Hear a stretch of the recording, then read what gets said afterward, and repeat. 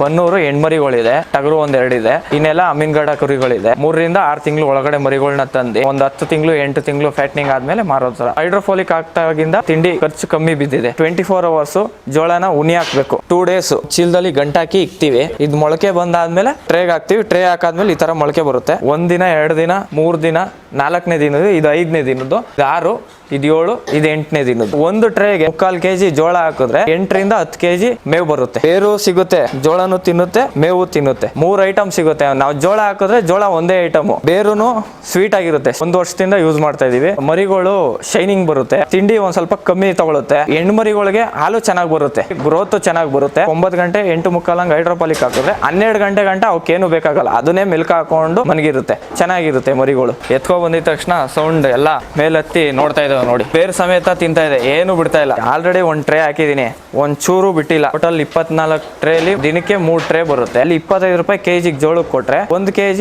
2 ರೂಪಾಯಿ 20 ಪೈಸಾ, ಇಲ್ಲಾಂದ್ರೆ 50 ಪೈಸಾ. 1 kg ಜೋಳ ಹಾಕಿದ್ರೆ 10 kg ಗಂಟನೂ ಬರುತ್ತೆ ನಮ್ಗೆ. ಒಂದೊಂದ್ ಮರಿಗೆ 1 kg ಹಾಕೊಂಡು ಸಾಕು. ಬೇರ್ ತಿಂದ್ರೆ ಮರಿಗಳು ಚೆನ್ನಾಗಿ ಗ್ರೋತ್ ಆಗುತ್ತೆ. ಕೋಳಿಗೂ ಹಾಕ್ಬೋದು, ಕುರಿಗೂ ಹಾಕ್ಬೋದು, ಆಮೇಲೆ ಹಸು, ಎಮ್ಮೆ ಎಲ್ಲದಕ್ಕೂ ಹಾಕ್ಬೋದು. ಹಾಲಿನ ಇಳುವರಿ ಚೆನ್ನಾಗಿ ಬರ್ತಾ ಇತ್ತು. 1 ವರ್ಷ 3 ತಿಂಗಳು 4 ತಿಂಗಳು ಆಯ್ತು ತಗೊಂಡು. ಅಲ್ಲಿಂದ ಇಲ್ಲಿವರೆಗೂ ನಾನು ಒಂದ್ಸತಿನೂ ಅವ್ರಿಗೆ ಫೋನ್ ಮಾಡಿಲ್ಲ. ಇಲ್ಲಿಂದ ಸೋಲಾರ್ ಪ್ಯಾನಲ್ ಮೇಲೆ ಹಾಕಿದ್ದೀನಿ. ಯಾವಾಗ್ಲೂ ಸೋಲಾರಲ್ಲೇ ರನ್ ಆಗುತ್ತೆ, ಅದೇ ಸ್ಪ್ರೇ ಆಗುತ್ತೆ. ನನಗೆ ಒಳ್ಳೆ ಬೆನಿಫಿಟ್